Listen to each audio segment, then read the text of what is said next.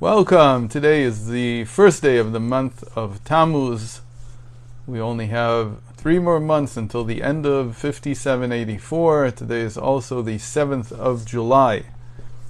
And with a new month, we're also starting a new parsha, Parashat Chukat.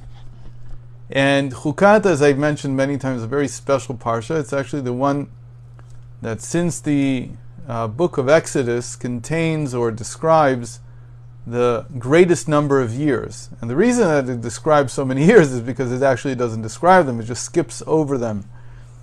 So the first thing we learn in Parashat Chukat is part of the generation in the wilderness. And we learn about the laws of the red heifer, which is a young cow that is entirely red, and its ashes serve to purify people from the greatest type of defilement, which is defilement caused by coming in contact with a human corpse. In many different ways. It could be an actual corpse, it could be the remains of a corpse. It doesn't actually have to be touching the corpse itself, it depends on the situation. In any case, death is considered the greatest defilement in Torah, because death is the opposite of life, and the whole point of creation is to bring life into the world. So obviously, if something is not alive, then it represents the opposite of the purpose of creation. It's the opposite of godliness. It's the opposite of the good. And so to purify yourself from that, you have to have some connection with these very interesting ashes that are sprinkled. The ashes are added to some water from a wellspring, and they're sprinkled on the person. So this is the last thing that we hear in the beginning of our parsha. The last thing that we hear about the generation that spent 38 or altogether 40 years in the wilderness. And then, in the course of just one verse, it says the whole congregation came to the wilderness of Zin, and this is in verse 12. So everything skips to what happened after that generation had passed away. And so, as God had told them after the sin of the spies, when they didn't want to enter the land of Israel, everybody was over the age of 20 passed away, and now, 38 years later, their children are at the gates of the land of Israel. What's the idea? The idea, of course, is that during these 38 years, they had to deal with many people who passed away. So for that, they needed the red heifer, they needed to learn about the ashes, about the sprinkling with the water. And so that was a prerequisite, basically, to being able to be in the wilderness for these 38 years and to see the generation that came out of Egypt return to the earth. But it's not that simple. Why is it not that simple? Because at the end of these 38 years, when they come to the wilderness of Zin, Miriam dies, Moses' sister. After that, Aaron dies, Moses' brother. What's going on here? They were also part of that generation that came out of Egypt, but there's something special that happened with them. There were 3 miracles that accompanied the people throughout their 40 years in the wilderness. And these were the manna, the clouds of glory, and the well that watered them and provided them with water the whole 38 years. The sages say very simply, and they learn it from the simple context of the words in our parsha, that the well was in merit of Miriam, because the first thing that happened after Miriam passed away was that the people complained that there was no water. So we know that the well was in her merit. And then Moses and Aaron brought the well back. That was the whole issue behind the stone, whether to hit it or to talk to it, because it wasn't clear which stone or which boulder was the wellspring from which the well of Miriam had been coming, because once she had passed away, it disappeared. They couldn't tell which one it was. And when they did eventually bring the water back, so now Miriam was in a sense resurrected within Moses and Aaron. The same thing happened once Aaron passed away. The clouds of glory were gone. And so, in this case, the clouds of glory returned. And we know this because without the clouds of glory, the people were susceptible to the serpents, to the snakes in the wilderness. And so after Aaron passes away, they're suddenly struck by a plague of snakes. And Moses has to return the clouds of glory to protect the encampment. So in a sense, both Miriam and Aaron, who have now passed away, are now resurrected within Moses himself. This is a type of resurrection that is known as Ibur Neshama, which really is like the impregnation of a soul. It's not a complete resurrection because the soul doesn't receive a separate body.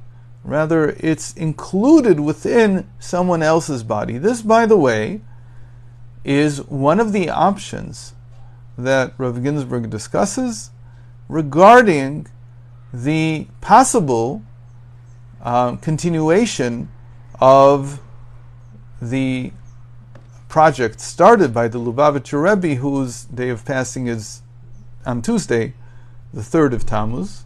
It'll be 30 years since his passing. And one of the options is that there is an Ibur Neshama, the same way that Miriam and Aaron came back within Moses. The Lubavitcher Rebbe's soul could come back in the soul of another tzaddik, in the soul of another person who is alive today. And in that sense, it would be like a resurrection of the dead. And from that moment on, Moses was really playing the role of all three siblings: himself, his brother Aaron, and his sister Miriam.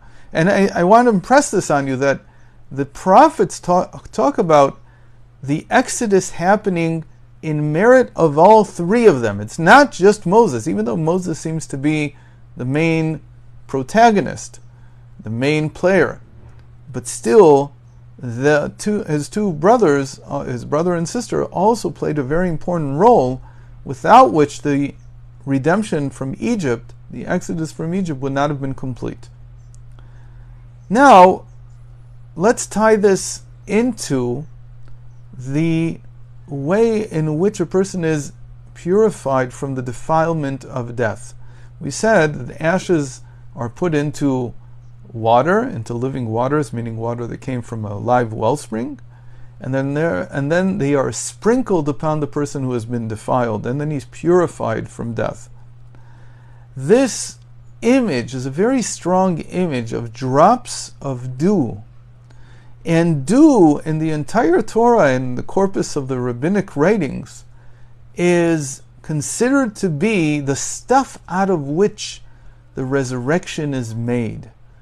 You can't have a resurrection of the dead, a true resurrection, if there is no dew. And this dew is called the dew of Torah. So it's very much connected to Moses, who brought the Torah down.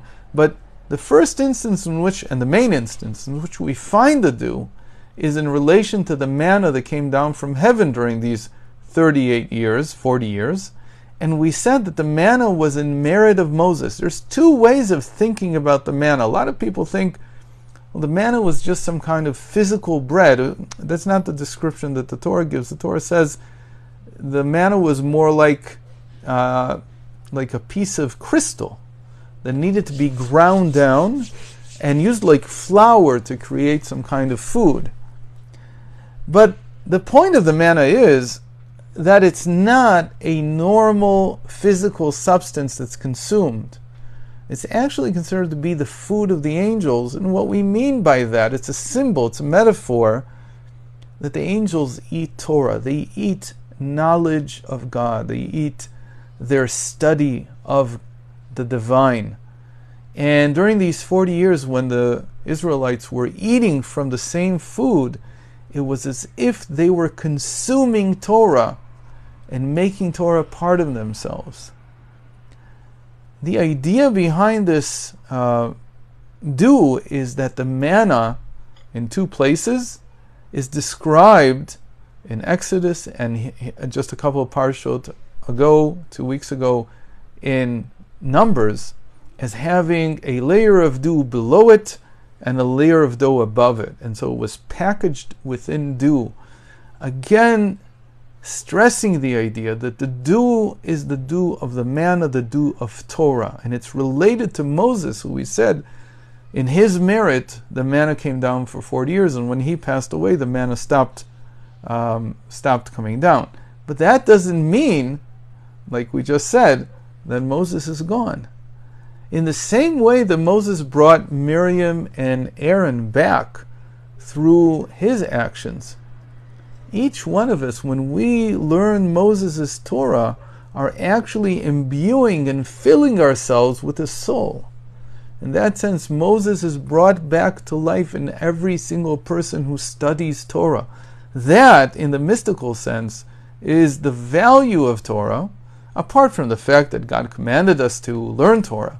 But when a person is engaged in Torah and eats Torah in the sense of consumes it, understands it, makes it part of himself, integrates it into his life in the same way that we integrate calories from food into our bodies, then actually we are experiencing a resurrection of the dead. In this case, Moses' soul comes to life inside each one of us.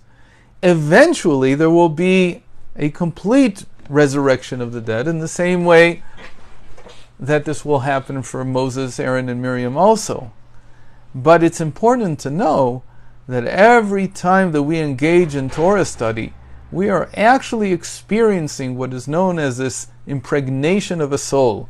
In this case, the soul of Moses. Of course, for that to happen, a person has to, as we described many times, first of all, study Torah out of a sense, or with a sense of self-nullification before God, the giver of the Torah. The same thing happened when the Jewish people, the Israelites, were given the Torah at Mount Sinai. At Mount Sinai, the sages say, in the Talmud, Shabbat 88b, that every commandment that God spoke, every one of the Decalogue that he spoke, their souls left their bodies, and the words of God became like the dew of resurrection, tal tchiyah, which brought them back to life. So to experience God speaking is too much. It was too much for them. Their souls departed their bodies. But the moment that it was speech that comes through Torah, that not only brought and integrated God's word into them, but it also returned their soul to them.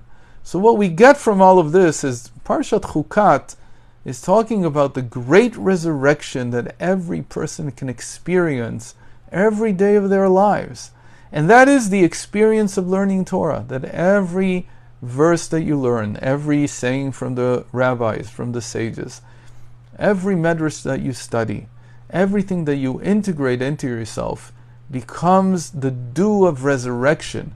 And in our current lives, it can bring a person back to life, literally, in the sense that the person may be depressed, may be ill, maybe whatever it is, and by engaging in the Torah, they